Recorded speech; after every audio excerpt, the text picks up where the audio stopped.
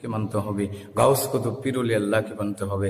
যেমন আল্লাহ ফাতিহার মধ্যে বলছেন আলহামদুলিল্লাহ নামাজ হয় না, কিন্তু ইয়াকা নাবুদু ওয়া ইয়াকা নাস্তাইন, আমরা তোমার ইবাদত করি, তোমার কাছে সাহায্য প্রার্থনা করি। তারপরে বলছি ইহদিনাস সিরাতাল মুস্তাকিম, আমি তোমার কাছে সঠিক সরল পথ চাই। সঠিক সরল পথ কোনটা? আনআমতা আলাইহিম, যারা নিয়ামত প্রাপ্ত কেডা? কোন ইমাম সাহেব নিয়ামত প্রাপ্ত না, নিয়ামত প্রাপ্ত হইল কে? নবী রাসূল, গাউস কুতুব, পাক পাঞ্জাতন, আহলে বায়াত, যাদের মাধ্যমে আল্লাহ আদম আলাইহিস সালামের 350 বছরের তওবা কবুল করছেন, তারা হইল পাক পাঞ্জাতন। কোরআন শরীফ সূরা বাকারার মধ্যে আল্লাহ বলছেন কিছু শব্দের বিনিময়ে তাকে আমি ক্ষমা করে দিয়েছি, সেটা হলো কি? আহলে বায়াত, যিনি হলেন সাইয়েদনা মুহাম্মদুর রাসূলুল্লাহ, ফাতেমাতুজ জোহরা রাদিয়াল্লাহু তাআলা আনহা, শের খুদা মুশকিল খুদা আলী কারামাল্লাহু ওয়াজহু, ইমাম হাসান রাদিয়াল্লাহু তাআলা আনহু, শহীদ আজম ইমাম হুসাইন রাদিয়াল্লাহু তাআলা।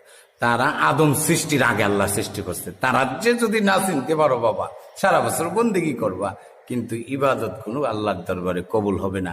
এটা আল্লাহ প্রমাণ দিয়ে দিচ্ছেন যে 350 বছরের কষ্ট আমি পাক পাঞ্জাতনের মাধ্যমে আদম রে মাফ করাইছি।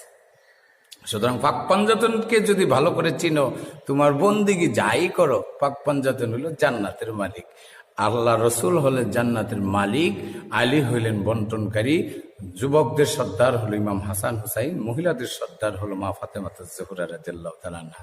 সুতরাং তাদের সাথে যদি তোমার ভালোবাসা না থাকে, ব্যস্ত করলে হবে না। কাগজের কালি দিয়ে মিষ্টি লেখা, যদি কাগজের মধ্যে কলম দিয়ে মিষ্টি লেখা যদি যেরকম মজা পাবো না, এরকম সারা বছর বন্দেগী করলেও মজা পাবো না, যদি আহলে বায়াত তোমার পক্ষে না থাকে। এই জন্য ভালো করে বুঝতে হবে, হক্কানি মানুষের সাথে থেকে অলিদের সাথে স্পর্শের যাইয়া, তারা তো অলি মানে না। আল্লাহ অলি, আল্লাহ অলির সাথে আছে, আল্লাহ অলিকে ভালোবাসে। আল্লাহর সুরতে খালাকাল্লাহু আদম আলা সুরাতি, আদম সুরতে আল্লাহর সুরত। সুতরাং মানুষ থুইয়া খোদা বুঝো কোন জায়গায়? মানুষকে বুঝলে খোদাকে বোঝা হয়, এমন একজন মানুষ চিনতে হবে।